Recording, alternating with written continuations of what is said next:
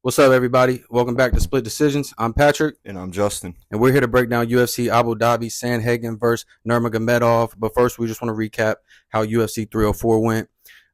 Pretty decent card. Yeah, I went 9-5 overall in picks. Had a few good dogs I ended up calling out on the card. I'm trying to go back. I save all my picks.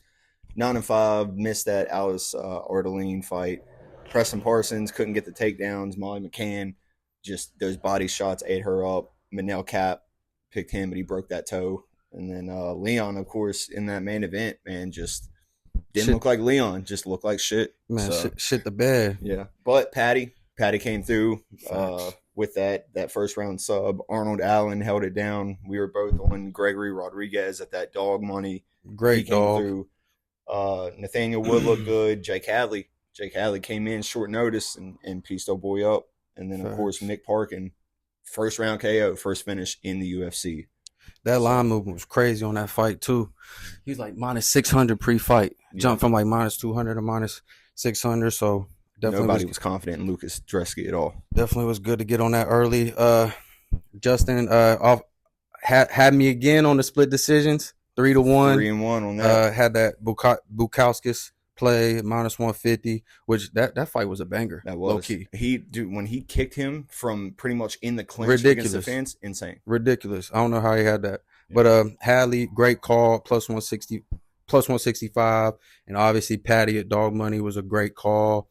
The only one I had was Makayev at minus 125, which that fight was a snooze fest. Close. That's crazy. All that beef, all that pre-fight drama. The fact for them to come out and stare at each other. Cop fucking blitzed him while they were like in there waiting to be announced, and then literally the minute everybody gets out and they can fight, staring at each other for 5 minutes, just wild. But I don't even know how Cop broke his toe, but you could see that shit was just sticking up. I think he kicked him. I think he kicked him. Well, that's what I'm saying. It didn't look like the kick landed flush to like break that toe, but I don't know if he stepped weird when he came back down or if he was just trying to use that as an excuse too. You know, Patty, definitely good performance from Patty, which Bobby Green shooting that takedown. Insane. Come on, bro. Meme shit. I would have took, and obviously I took that under 0.5 takedowns prop. Pat texted me right before the fight, sent me a screenshot of on DraftKings they had over under Bobby Green takedowns, 0.5.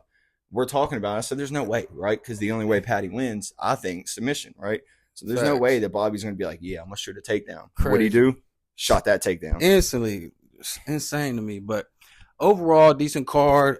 On picks, I think I went like 7-6. I'm actually not too sure. I have to go back through and see. Did finally break my cold streak on the parlays, right. And I'll put that up somewhere up here for y'all so y'all can see it. It's 50-1. I only had a little $5 on it, but definitely good to get one back because that cold streak been crucial. Right. But we're gonna get into this card. Umar Nurmagomedov versus Corey Sandhagen in Abu Dhabi, co-main event. Mikhail Olajaychuk versus Shara Magomedov. Go ahead and get in that first fight for him. So the first fight on this card was actually a rescheduled fight on the last Middle Eastern card they had, the Saudi card, and it is Sedriques Dumas versus Denis Tiuliulin. So Dumas is 9-2, 2-2 in the UFC. He comes from that kickboxing background, based out of Florida.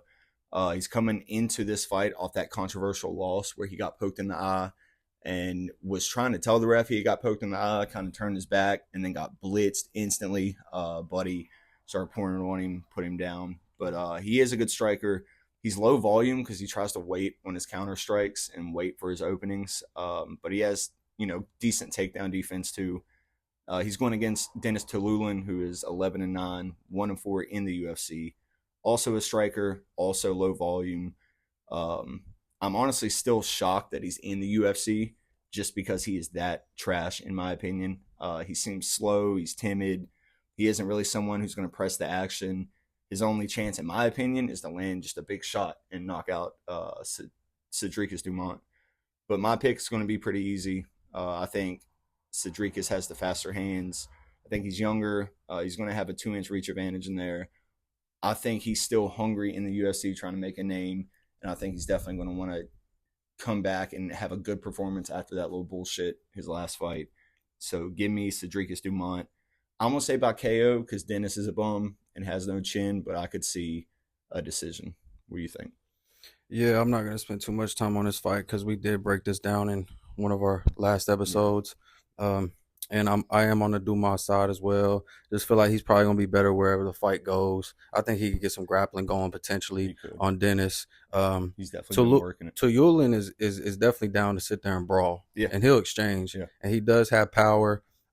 Wouldn't surprise me at all for Tiuliulin to catch Dumas with something in a little exchange. I do think this is a winnable fight for him, but overall, I do think Sedriques is just going to be the better fighter. So yeah, I'm gonna take Dumas potentially by sub. Yeah. That's not. I'm gonna say Dumas by decision. I do think Tiuliulin can last, get beat up for 3 rounds, but yeah, ultimately I'm gonna go with Sedriques Dumas. All right. And next fight we got Herbert versus Rolando Bedoya. Herbert sitting 2-4-1 in the UFC versus Rolando Bedoya 0-2 in the UFC, so kind of a rough start for Bedoya. Sitting at plus 120, Herbert minus 165 favorite.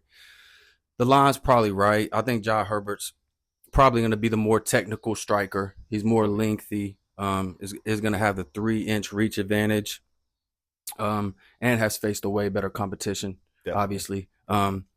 Bedoya, super fast starter though, super explosive, has a lot of volume on the feet, lands almost 9 strikes per minute. He puts so his output is crazy. Tough, good combinations. I mean, he puts it together well. He is coming down from welterweight in this fight, so used to fighting at 170, coming down to 155. But Herbert's pretty big for the division, so tall. I don't think that that size is going to be too big of a difference. The weight cut potentially could be an issue, cutting all them extra pounds. Right. But I think I'm gonna go with Bedoya at dog money. I think he just does more than Herbert. He puts more output out there. He's a fast starter. Herbert kind of can be timid a little bit. Doesn't really throw a lot of volume. Does cut angles well and moves well, but like I said, just sometimes just doesn't let it go. And I know Bedoya is going to come out. He's going to be aggressive. He's going to throw strikes. He's going to try to finish the fight. Could be a bad pick. Herbert does have the experience on him, but I'm just going to trust Bedoya is going to come out here and, start fast and at least take the first couple rounds, potentially even find a bonk, maybe get some wrestling going because Herbert has been taken down, struggled with Ziem in his last fight. And, yeah, I'm going to go with Bedoya at dog money. What do you think? Well, it's going to be the first split decision on the board because, I mean, I agree with what you were saying. I mean, he is very explosive. He does have a lot of output. Him coming down from 170, I feel like 155 is his natural weight class anyways. Yeah, he was if you look at him small, when he fights, 170. Small, and he looked pudgy. Like, he didn't have any tone to him or anything like that. So it's probably one of those things that somebody got in his ear. It's like, hey, bro, you should probably, definitely. Cut down on your diet and really take it. But like you said, is big for 155. He's 6'1", with a 77-inch reach. So he's going to have a 2-inch reach pretty much. He's going to be 2 inches taller. Is very technical in his striking. Really, all of those English fighters are. They're very good strikers with zero wrestling, it seems like, talking to you, Leon. But he's a clean striker. He's got good power. He did drop Yahya with that head kick. Facts. In that first round. 2 of those judges gave that first round to Herbert on the scorecards. It wasn't just that kick. He was definitely piecing him up with a long jab, 2 good little check left hooks.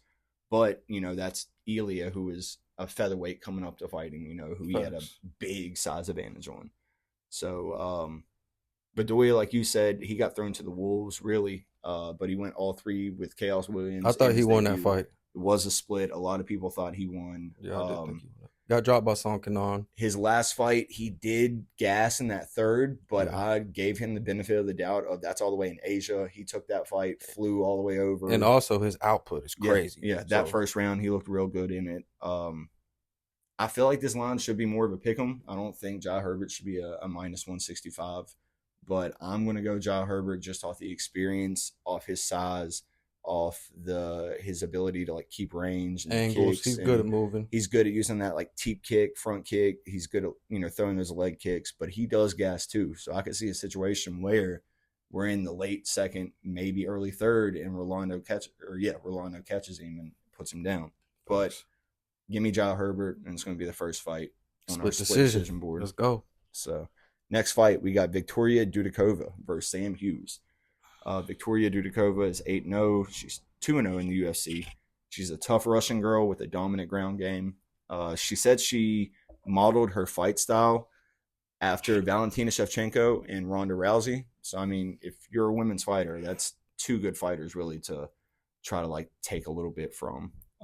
She said that? Yeah. Damn, I ain't seen that at all. Yeah. She, her last fight, actually, is where John Anik dropped that little piece of information. I guess she said it in the fighter meetings. But there's not much on her, but she looks promising so far with, you know, what she's been able to do. She's fighting Sam Hughes, who's 8-6, 3-5 in the UFC. She's obviously the more experienced fighter in this fight, but hasn't impressed me at all. She doesn't have world-class striking.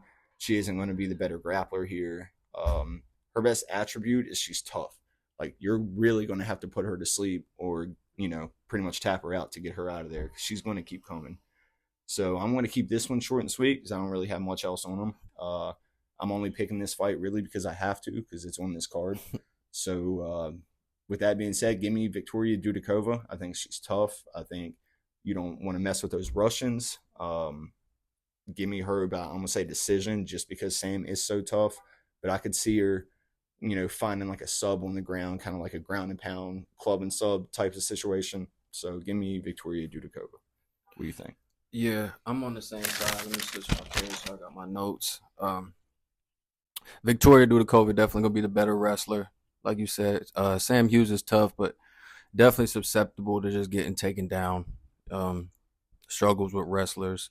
She is durable, super durable, and we'll dog it out. Yeah. Victoria Dudakova, like you said, low sample size in the UFC, so we really haven't seen much, but she is 2-0. Outstruck Jinh Frey in her last fight, which Jinh Frey has some experience in the UFC, but not this best striker. Mm-hmm. Just a good wrestler, was able to keep it on the feet. So she did show she has some striking if it does stay on the feet. But ultimately, I just see her getting the wrestling going, getting Sam Hughes on her back, probably getting some control time, making it a boring decision. Right. I think the over 2.5 or goes the distance is going to be pretty locky. Right. I'm not touching. Victoria Dudakova by decision is going to be my official play. There we go. Both on decision. So next fight, Guram Kutateladze. And they switched up these down.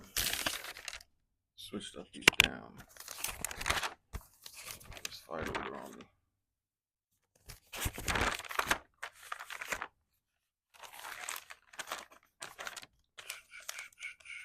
There it is. We got Guram Kutateladze, 1-2 in the UFC, sitting at -250 versus Jordan Vucenic at +200. Coming in, debuting in the UFC, got caught up short notice to save this fight from Cage Warriors. Super dangerous sub bag in Cage Warriors 6 days ago. Yeah, fought like a week ago. Literally fought last Saturday. Facts. And won that fight by sub. I think like his last 6 wins have been by sub, like round 1, round 2. I think it's 4. The last 4. Last 4. Yeah, something like that. Has fought UFC level competition. He beat Morgan Charrier, who just went to split decision against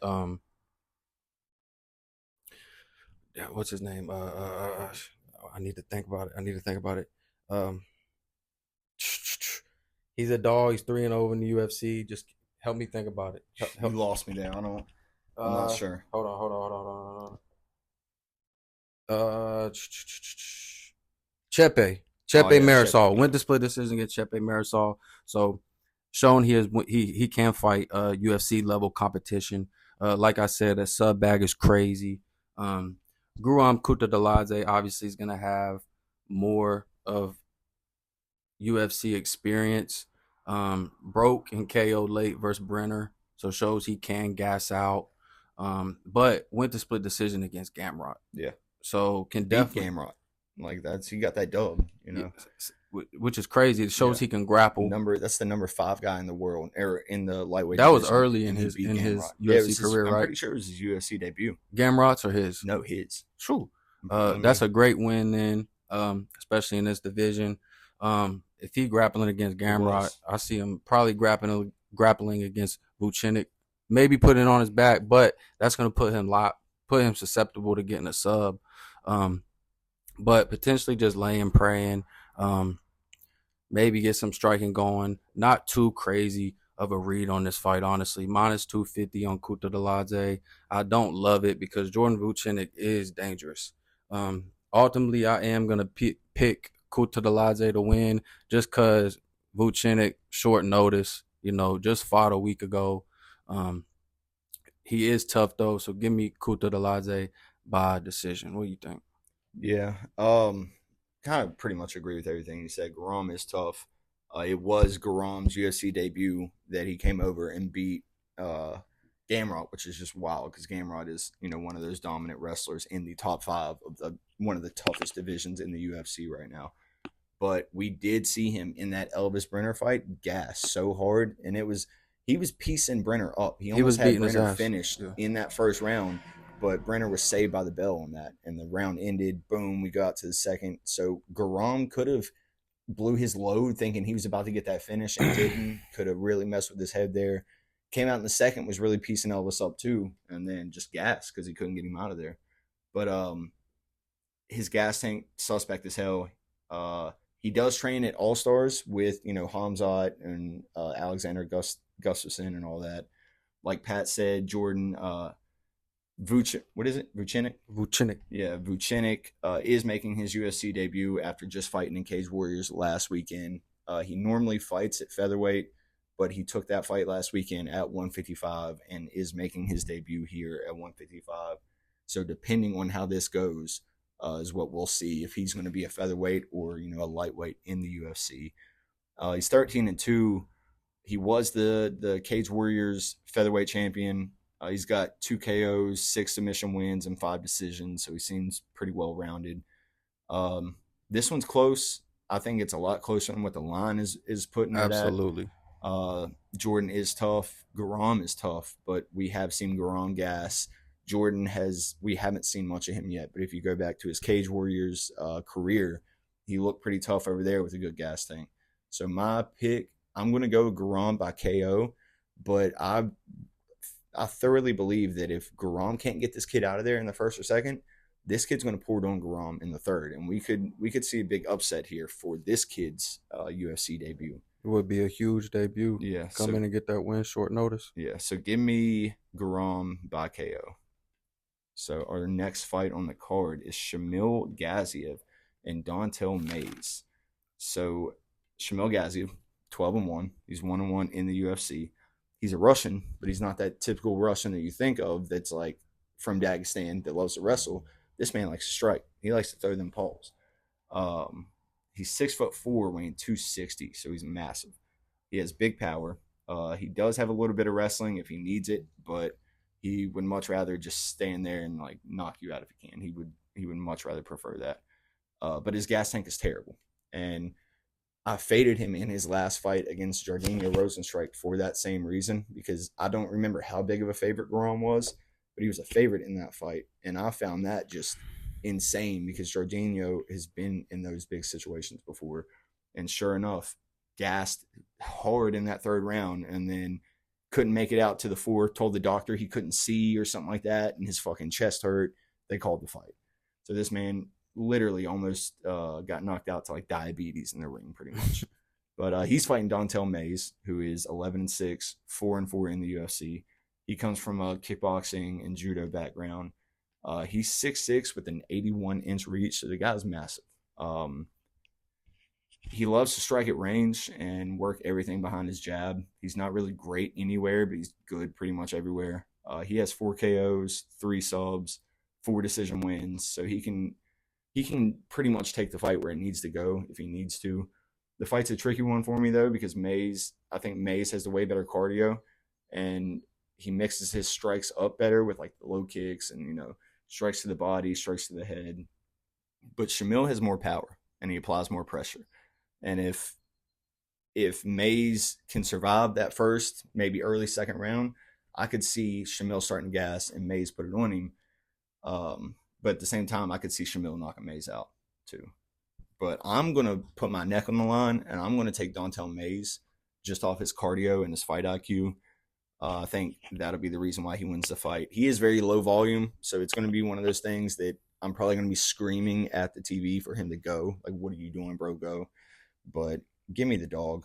And at plus 200, after seeing how Shamil looked his last fight, granted it was a 5 round compared to a 3, but give me Dontel Mays. What do you think? At plus 220. I'll probably be on the opposite side. This will be another split decision. Feel like they're giving Gaziev a fight here, just a comeback fight that he can win. Dontel Mays not the best fighter in the UFC, 4-4 in the UFC, so only 50%. Which Shamil still only sitting at 1-1. 50%. 50%. Not a lot of. We haven't seen him a lot, and obviously against Rosenstruck, a lot of people expected him to lose that fight. That was super fast track. I do expect Gaziev to actually get some wrestling going in this fight. Like you said, he has it in his pocket, and Dontel Mays does struggle against grapplers and getting taken down. Trains with John Jones, though. So, I mean, he works on that wrestling, but yeah, he does. He was taken down multiple times by Hamdi. He was actually knocked down by Hamdi, who's a wrestler, which was crazy. Does have that kickboxing and judo base. Has never been KO'd in the UFC, so he's durable for sure. Ultimately, I'm going to just go with Gaziev by decision in a sloppy, low-level heavyweight fight. What's that next fight, bro? Because my order is all messed up. Is Mohammed Yahya and God, Kaue Fernandes. Kaue Fernandes. Kaue Fernandes versus Mohammed Yahya, both 0-1 in the UFC. Fernandes hitting a minus 350. Mohammed Yahya plus 260. That line blew my mind. Yeah, I saw that. Both super low level, but I do just think Fernandes is probably gonna be better everywhere the fight goes. Lost a split decision against Mark Diakese. Yeah. Was taken down 3 times in that fight, but that's not a terrible win. I mean, Diakese had the UFC experience, and he's good at kind of just wrestling guys who are strikers. I watched that fight back this morning. He literally just held on to him. Right. That's what. Yeah, just stayed on top of him, got the control. He is a Muay Thai base, but is a BJJ black belt as well. So it's good if can get a sub if it goes to a ground. Obviously, not on Diakese because he was super just positioned over finish. Just trying to control him in that fight. I just feel like Fernandes is probably gonna be better everywhere the fight goes. Mohammed Yahya is durable though and tough. Has 5-round experience. Actually has like a 5th round sub in his career. So he is durable and does have some cardio. I could see this being a 3-round snooze fest. Honestly, I don't think either of these fighters are very good. Definitely do not agree with the line. I'm definitely not playing minus 350 on Kaue Fernandes, but he is going to be my pick. I just think he's going to be a better striker and could also probably mix up some grappling as well. What do you think? Yeah, so you pretty much covered it. Yahya, he's 0-1 in UFC. He is a talented striker from kickboxing background, but he lost his debut against an absolute dog in Trevor Peek. He got out-wrestled by Peek too, though. He almost had Peek choked out, though, in that first round. He had him in a darce, and Peek was, I swear, in his head, he was like, if I die, I die. I'm not tapping here. And right. He just, he made it to the bell. But same thing with Fernandes. He's a Brazilian striker with a decent ground game. He's really good at keeping range, really good at throwing kicks. Mostly everything he does is to set up his kicks because he has such power in those kicks and he has such diversity in the kicks that it's pretty cool to see. His kicks sound like a whip. When they hit a body, it sounds like you're slapping a heavy bag, it's power behind them. But when it comes down to it, I think Yahya is going to have the more power, where Fernandes is going to have the wider variety of strikes. Them being so new makes it hard to pick with any confidence. But I think I am going to go with Fernandes also. Not playing that minus 350 because that blew my mind. Me personally, when I break these down, I don't look at the lines because I don't like to let it influence like who I might like or whatever. Thanks. And so broke down the fight, picked Fernandes, and then saw that line and was like, they're smoking crack. Like, Absolutely no way. no. Low sample size on both of these guys. Yeah. I don't even know a prop that I would play because there is power in Yahya's hands, so he could get a knockout if he catches Fernandes, but Fernandes could also catch a quick sub. So it's like I don't even feel comfortable playing any kind of over round lines or the fight to go the distance in this one because it is just so low level. But my pick is going to be Fernandes. I'm going to say by decision, but I could see him snatching like a sub. Maybe he hurts him to the body. Yahya tries to shoot sloppy or something, and he grabs his neck on like a guillotine or something like that. So next fight, we got Azamat. The professional. Yeah, Azamat Murzakanov versus Alonzo Menifield. So Azamat's 13-0, 3-0 in the UFC. He's another one of these Russian kickboxers with big power, impeccable timing in his counter strikes. He moves really well. He's constantly like bouncing on his toes. He seems to have a good chin too. He ate a head kick flush from Devin Clark and stayed standing. Instantly clinched up with him. He does have the ability to wrestle, but he'd rather just stand and knock you out. He's going against Alonzo Menifield, who is 15-4-1, 8-4-1 in the UFC. He's also a striker, but he's from like more of a Muay Thai background. He's a big brolic dude. Just you look at him, he's jacked, he's ripped. You think, oh my God, this man's a world beater. He has big, power in his hands, big power in his kicks. He's pretty well rounded with his ability to wrestle and strike. He has the ability to get a sub, but it has to be you just giving him the opening. He's not going to go searching through positions to find it, but if you just leave your neck guillotines and stuff like that, yeah, he's going to grab it. He has terrible fight IQ, and he really showed it his last fight when he blitzed forward, throwing like an absolute idiot against a counter striker, sniper in Carlos Ulberg, and just got put down. When it comes to this fight, though, I feel like somebody's going to sleep for sure. Whatever side it is, somebody's going to go to sleep. There's too much power on both sides for this to be a boring fight.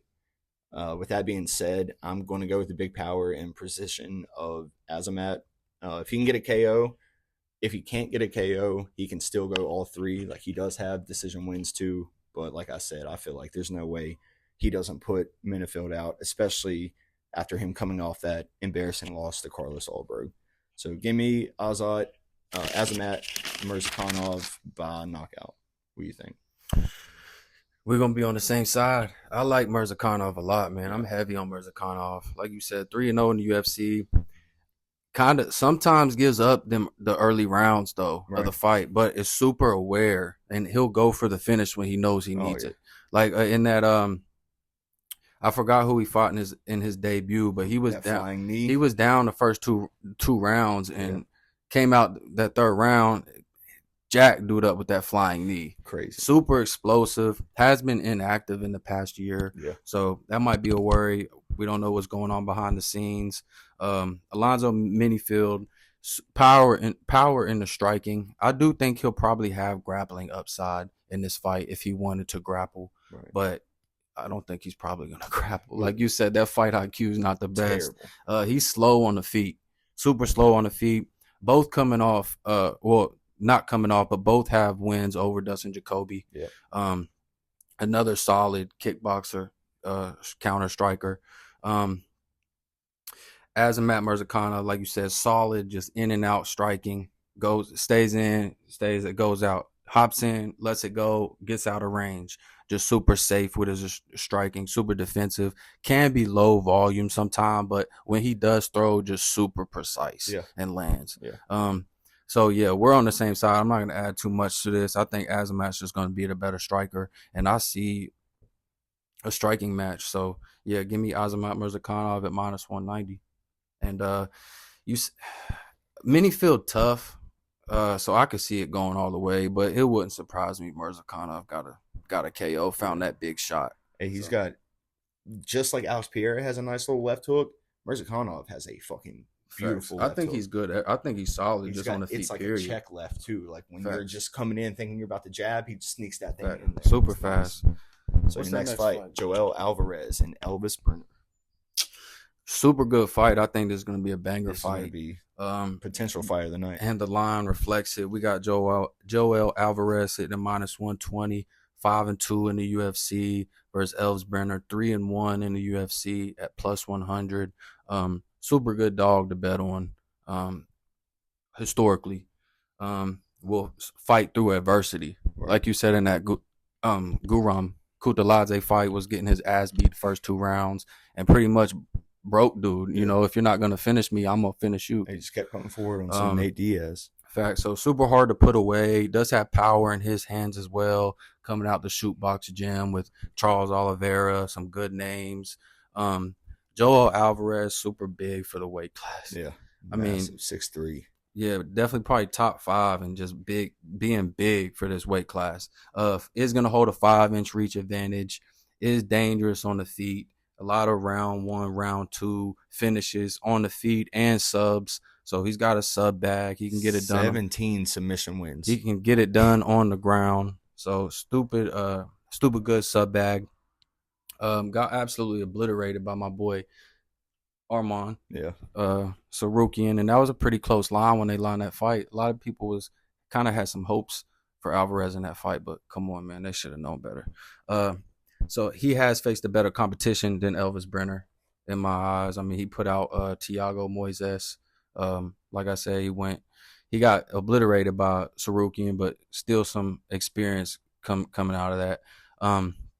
This has been a fight that we are recording this on Sunday, so super early breakdowns. This is kind of a fight I don't have a super good read on, and hard for me to make a pick. But off the top of my head, I'm gonna go Brener at dog money, +100.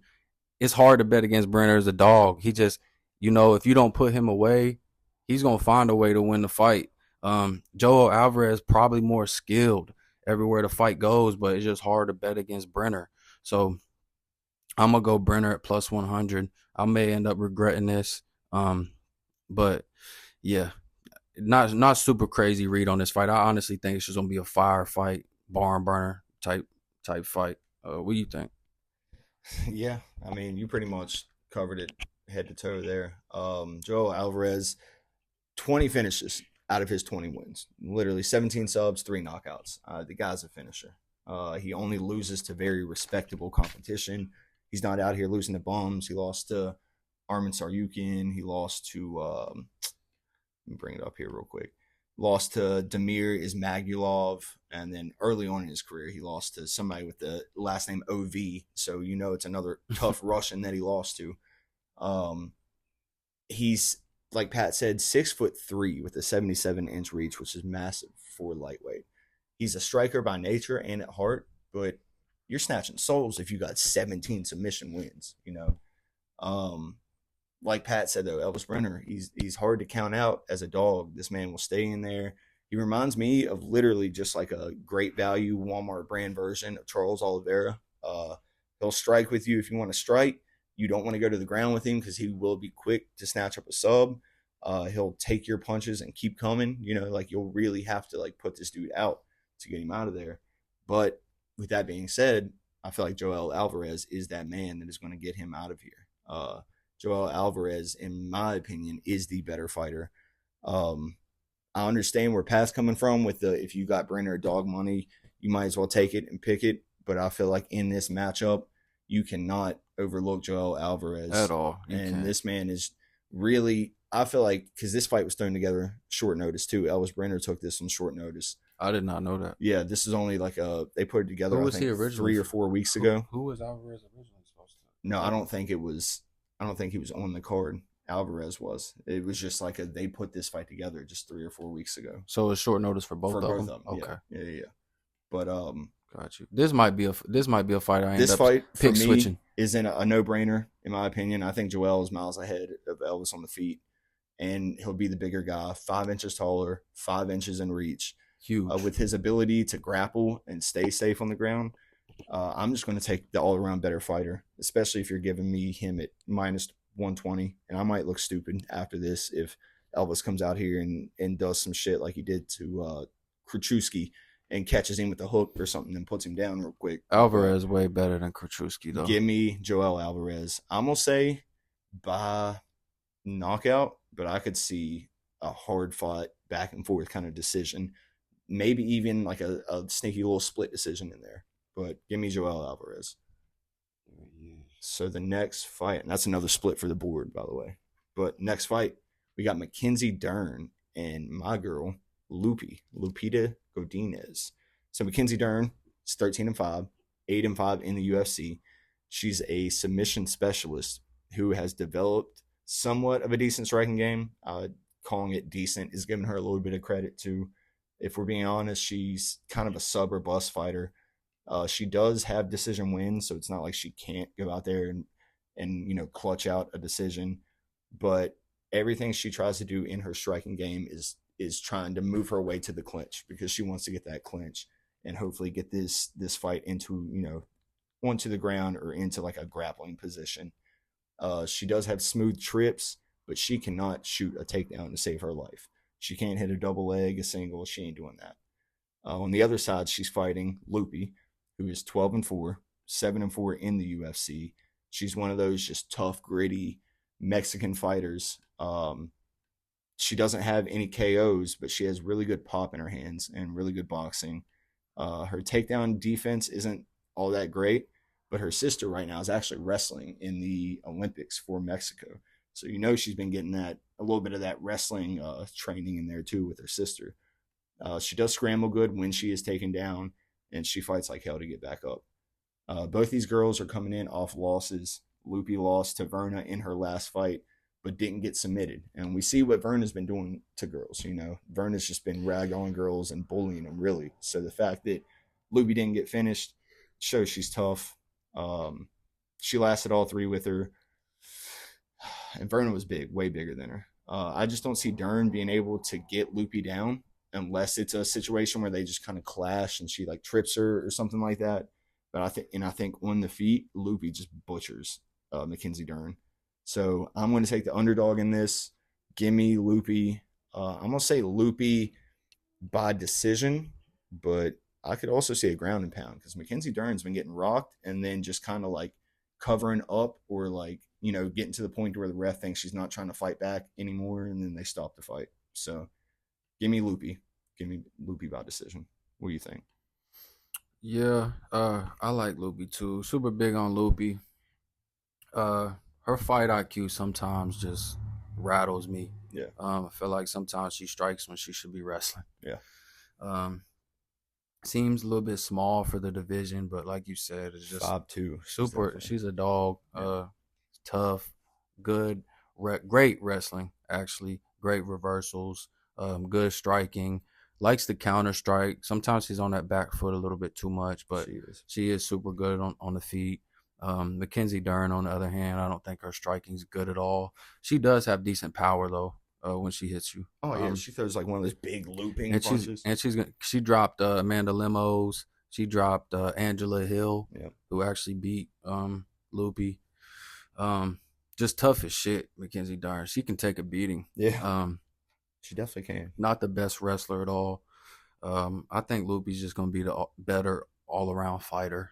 I don't think Loopy's gonna want to take it to the ground here, but no. She'll be the better striker. Just hopefully she can bring the fight to Mackenzie and stays off that back foot. Sometimes Loopy just she doesn't go forward enough. She wants to counter strike. What I've noticed a lot in Mackenzie Dern's fights too, where she's like so tough, and she knows she's tough, she just walks forward. She'll just walk. No matter if you keep popping her, she's just walking forward. Facts. So, like somebody like Loopy would light her ass up with that. Nah, facts. Something to notice, which obviously MMA math does not work, but both of Loopy's last losses, Mackenzie has beat. Yeah. Pretty dominantly. She dominated Angela Hill in a 5-round main event, and she beat Verna by decision. But MMA math does not work. I just wanted to note that. I like Loopy at dog money. She's untrustable as a favorite. She will shit the bed as a favorite. Right. And this is also another spot where she's fighting somebody up in the rankings. And it seems like the last 2 times they've given her somebody up in the rankings, which Angela Hill, she was unranked fighting Angela Hill at 13 to get into that ranking, shit the bed at a minus. Hill is nice on the feet. At a minus 300 favorite. Yeah. And then Verna, another matchup that they're trying to boost her up in the rankings, get her a fight she can move up, and she shit the bed again. So untrustable as a favorite, but I do like Godinez as a plus 100 dog, and I do believe this line's already flipping. Probably gonna be pick'ems, or Loopy's probably gonna be a small favorite. Come fight time. So yeah, give me Godinez at plus 100. All right, so you got Tony Ferguson and Michael Chiesa next. Man, I don't even want to break down this fight. Fight of the night. These damn fight. Give it to him now. Both these fighters need to retire. Both old as shit. Michael Chiesa is going to be 3 years younger than Tony Ferguson. Tony Ferguson coming off a 7-fight losing streak. Has not been the same since Justin Gaethje beat his ass. Beat the dog shit out of him. Beat the fighter out of him. Does have 67% takedown defense. Patty only went 1 for 4 on takedowns against him. And Michael Chiesa is ass on the feet. Yeah. Terrible striking. 0 KOs in the UFC. Looked horrible against Kevin Holland before getting subbed. This is a super hard fight for me to pick because both of these guys are just super, super, super washed. Minus 400 on Michael Chiesa. That is crazy. That's crazy to me. Bro, Vegas is... Oh, if I bet on this fight, which I probably will not bet on this fight, I'm going Tony Ferguson at plus 320. Golly, you hate money, huh?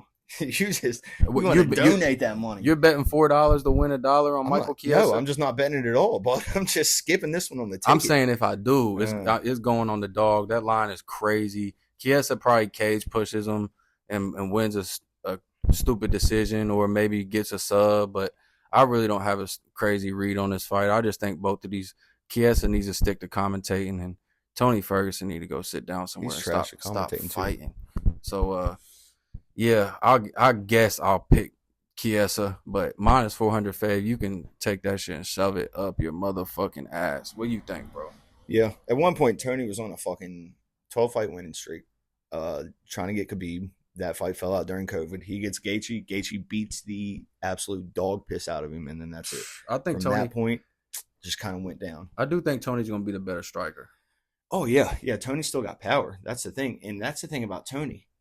Even with him being on this shitty-ass run, he dropped Bobby Green at their fight. He dropped Michael Chandler. Michael Chandler up, he too. dropped him in the first round and had Michael Chandler leaking until Michael Chandler punted his head into the third row, the bleachers. Facts. But like Pat said, Michael Chiesa, 16-7, 11-7 in the UFC.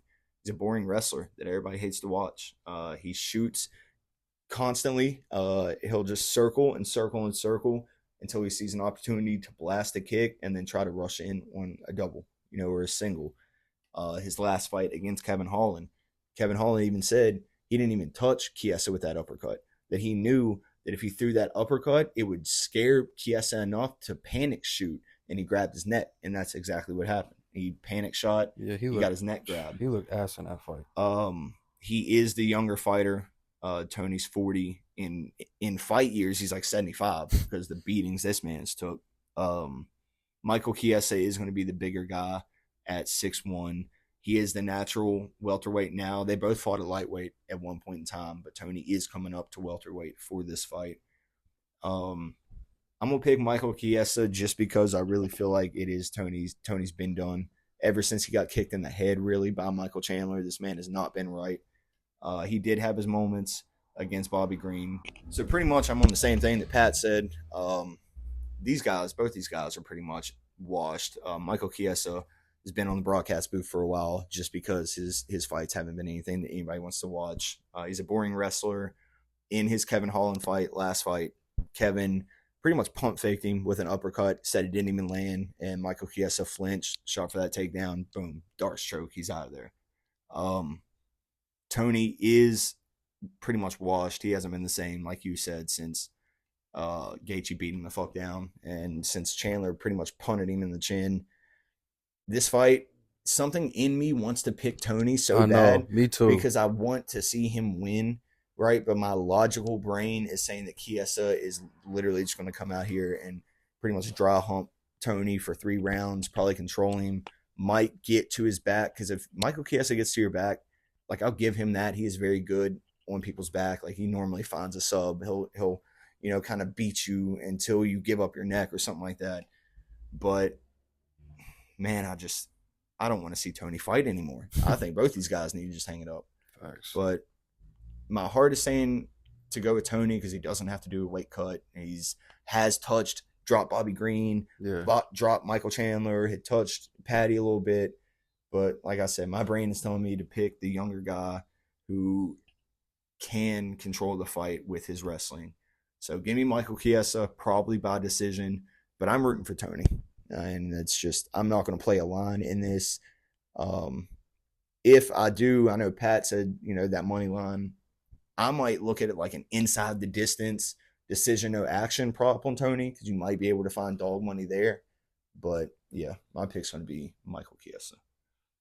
So next fight on the card, we have Chito Vera versus Davison Figueiredo. And this really might be fight of the night, depending on how that first round starts. So Chito Vera, 23-9-1, 15-8 in the UFC. He's the definition of a dog. This man might have the most heart and grit in the UFC. He's a clean counter striker with really good power. He has 8 KO wins and 10 wins by sub. So this man is dangerous. With one of, if not one of the strongest chins in the UFC. Because that knee he took from O'Malley, straight up the middle, it literally sounded like a home run being hit off a baseball ridiculous bat. And Chito just rocked his head back, covered up, backed up, but didn't fall. Bro, insane. Durable. Insane. He's got really fast kicks. He's got fast hands. He's deadly sniping from range once he gets warmed up. But he's so timid and he takes so long to get warmed up that he starts out slow. Like, this man is very low volume in that first round. He's fighting the former flyweight champ, Davison Figueiredo, who's 23-3-1, 12-3-1 in the UFC. This man's an absolute killer too. He's heavy-handed. He's got a black belt in BJJ. He's got 9 wins by KO, 9 wins by sub. So he's literally dangerous anywhere. His last fight was at bantamweight against Cody Garbrandt. He made his bantamweight debut. And the first round kind of started off a little slow. Davison did win that on the judges' scorecards by just, landing more volume.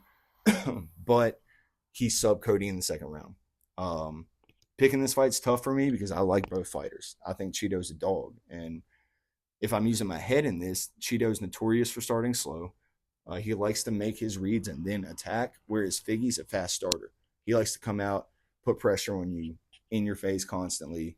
He's got a good grappling game. Chito doesn't like to wrestle, but if there's any kind of panic shooting, Figgy could grab a neck, something like that. So my pick, I'm going to go Figgy by decision. I think he's going to do enough to win the first and the second. We might see like a late third round surge from Chito where Figgy looks like he's in danger. Chito's trying to win the fight for his family, but give me Davison Figueiredo by decision. What do you think? Yeah, I'm definitely on the same side, and I love that -160 line. Yeah. I could, like you said, Barlett starts super slow, downloads data in the first, usually gives up every first round he fights in. If anybody's shooting in this fight, it's going to be Davison, I think. Oh, for sure. He's definitely, I expect him to mix in some takedowns. I don't think he wants to sit there tit for tat with Marlon Vera because Marlon Vera is dangerous. But low volume, just super dangerous kicks, just absorbs a lot of fucking strikes. Yeah. So not very defensive. Davison is going to be the more busy fighter, probably throwing more volume than Vera. So I could just see him getting busy on the feet, mixing up some takedowns, just putting more out there for Vera to think about. His takedown defense is pretty good, sitting at 70% for Marlon Vera. So potentially Figgy has problem getting him down, but even if he does, I see him just tit for tatting on the feet and just landing more volume. So I actually really like that -160 number on Figueiredo, and I expect it to grow as the week goes on. So yeah, I'm gonna go Figueiredo by decision because I don't think he's finishing Marlon Vera. No, Marlon's tough. We done seen unless the accumulation of all the with it being or 3 he finds rounds, a sub potentially, but yeah, overall I think Davison probably just wins a decision. Yeah, and I really like that line, so give me Figgy. Right. Next fight we got Nurmagomedov versus Bullet Mikhail Oleg who's coming off a sub loss to Kevin Holland. Good pressure, good boxing, does have power in his hands. He did drop Kevin Holland in that fight before jumping into that armbar. He's tough, but struggles with grapplers. But Nurmagomedov is not here to grapple. He's here to exchange. He's got crazy kicks. He's precise on the feet, super crafty kickboxing. Questionable grappling defense. Right. And Mikhail has shot takedowns before and got takedowns before. If he's smart, I see him grappling in this fight. Yeah. But I don't know if he's that smart.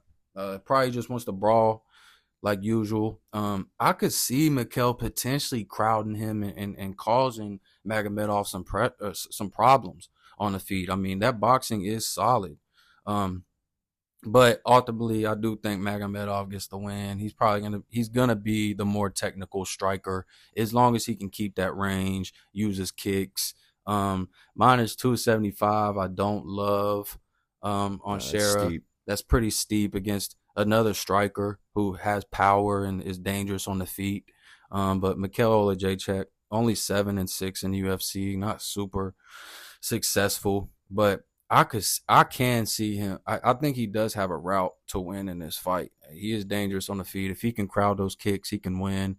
But ultimately, I am gonna go Shera Magomedov, and I think he gets it done by decision. What do you think? Yeah, you guys know how I feel about Shera. I was wanting pretty big his last fight. Pretty much saying that he was a lock. He's a powerful striker. He's got some of the craziest kicks I've ever seen personally. Like, these things are powerful. Whippy. He has a big hole in his game, and it's that wrestling. It's that takedown defense. He's still relatively young, 30, so he's not like young, but he's not, 36 with a bad takedown defense. So he has time to work on that cage grab in that last fight. Crazy. His cardio is a little suspect because in that third round of his debut, he was looking a little gassed. He mixes up his strikes pretty well, but he leaves his chin up there a lot more than what I'm comfortable with. Every time this man's throwing one of those wild kicks, his chin's just kind of floating. And it's just like asking for somebody like Mikhail, who is a sniper, to catch it. Mikhail is a heavy-handed striker from a kickboxing background. He does have big power. He's got a pretty good chin as well. His fight IQ is terrible, though. He dropped Kevin Holland with a clean straight right, just right down the pipe. And as soon as he dropped him, of course, he jumped on him thinking he was going to ground and pound and, get him out of there. But Kevin wasn't as rocked as what Olajaychuk thought he was. And Kevin just grabbed that arm. Apparently his arm wasn't broke, though, because he's fighting now. But his fight IQ was bad in that. He puts himself into bad positions, especially on the ground or in the clinch. But he does have wins over people like Modestas Bukauskas, Cody Brundage, Chidi Njokwani, which he looked good in those fights. That's not high-level competition. I believe he uses takedowns in that fight as well. Yeah, he does look good, or he did look good in those fights.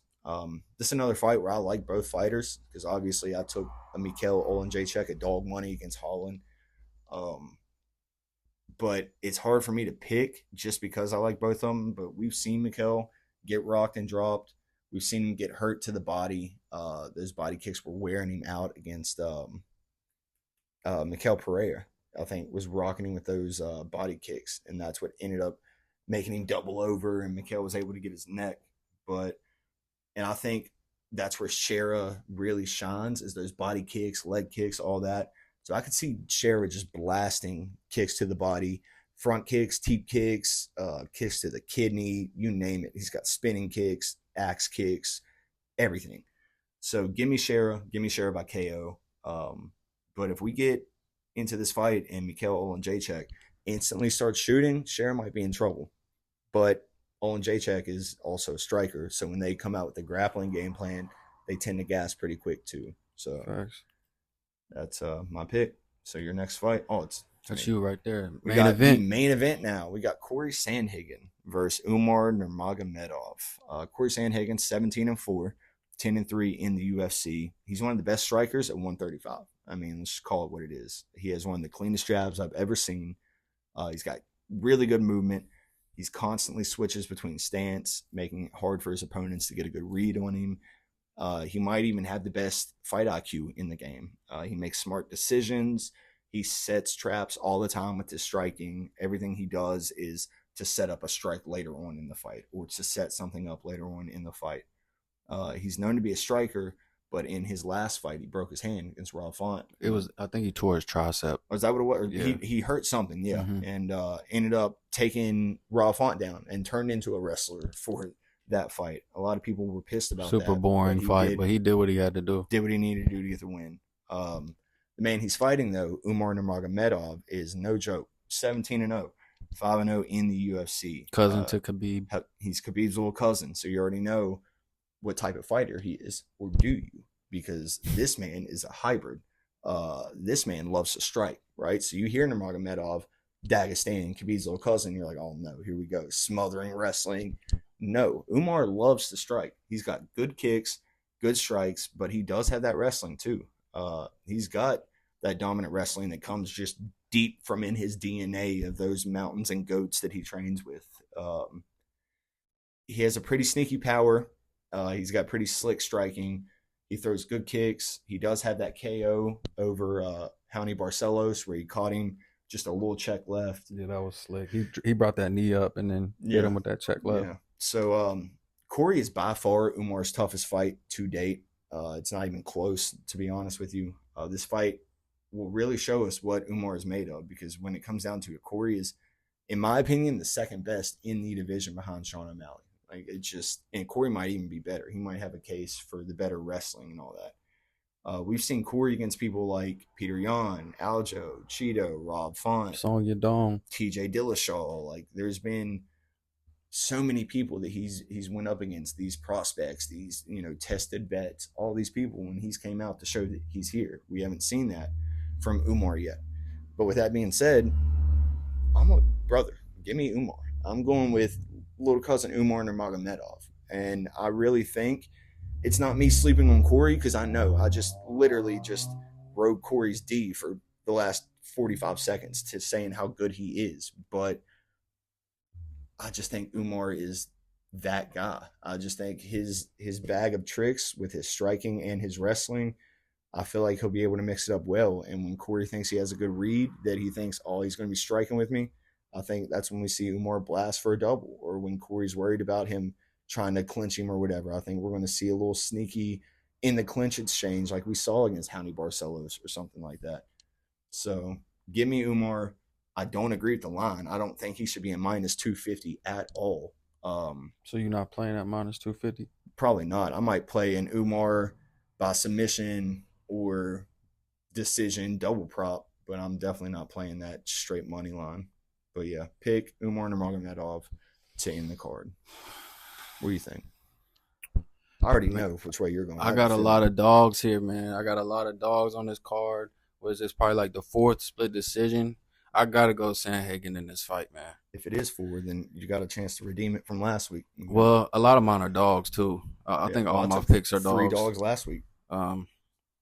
2 and 3 in the UFC for Corey Sandhagen, sitting at plus 200. He definitely has the experience edge in this fight as far as who he has faced, who he's been in the octagon with. He has 5-round experience in the octagon, sets up his strikes well, like you said. Unorthodox striking, super hard to strike with.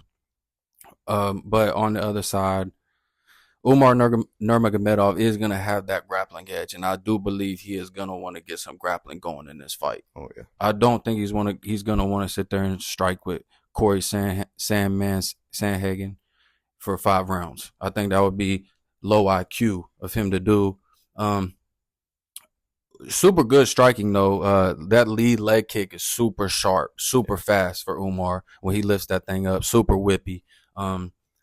He's 5-0 in the UFC, but the competition that he has faced is horrid. Nobody wants to fight him. Facts. A lot of people ducking him, but people he's been feeding him, the people he's been fed are bums. Went 3 rounds with Nate Maness, which you can say what you want about Nate Maness. He is tough, but couldn't get him out of there. Just went to decision with a debut. Couldn't get him out of there, which obviously he dominated both of them, but couldn't finish him. on the ground too. Was taking him down. Couldn't get it done on the ground. Super solid everywhere. A great fighter. But at plus 200, I gotta go Corey Sandhagen here. And this might be another wrong pick, but as far as bet wise, I think Corey Sandhagen has to be the side here, and I'm gonna stick my neck out. And I'm gonna pick Sandhagen. Only losses in the UFC are the champions and former champions. Like, this is just you gotta show me spot. You gotta prove it. So yeah, give me Sandhagen and make it a split decision on the main event. Another one back-to-back week. Solid card. No. The week before that, I think. Solid card altogether for a fight night. Yeah, it ain't bad. This might be the best fight night of the year, honestly. Nah, facts. Stacked pretty much top to bottom. Super good fight night. I think we got one more fight night, and then we got a pay-per-view after that. Is that the Australian one? Is that Adesanya 305? Yeah. Adesanya, Dricus Duplessis. Yeah. But yeah, super good fight card, and hopefully we got some solid reads. And early card too. This card will start at noon Eastern time, so it'd be done by probably 5 o'clock, and you still get your whole day. You know what I'm saying? These midday cards, you can't beat that. That's what's up. So, but we appreciate y'all stepping in. Please make sure you hit that like, comment, and subscribe. Let us know who you like on this card, who your favorite fight is on this card. Leave it in the comments. Helps a lot. Gets us into that algorithm. Claim a dog that you like. Grow some balls. Put one that you like. Facts. Picking dogs, putting our neck on the line. Facts. But this has been episode 9 of the Split Decisions podcast. I'm Patrick. And I'm Justin. And we appreciate y'all watching, and hope y'all enjoy the fights. See y'all next week.